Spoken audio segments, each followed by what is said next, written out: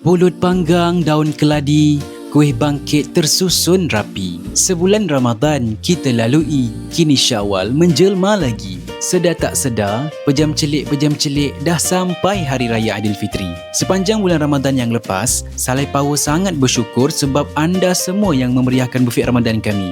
Datang berbuka bersama keluarga, kawan-kawan, rakan sekerja, gelak tawa, suasana yang penuh, meja yang tak pernah sunyi. Terima kasih yang tak terhingga atas sokongan, kepercayaan dan doa anda semua. Dalam pada kami berusaha beri yang terbaik, kami juga ingin memohon maaf sekiranya ada kekurangan daripada pihak kami. Dari segi layanan, makanan atau apa-apa sahaja yang tidak sempurna. Yang baik itu datangnya daripada Allah SWT, yang kurang itu datangnya daripada kami sendiri. Tanpa anda semua, tiadalah Salai Power seperti hari ini.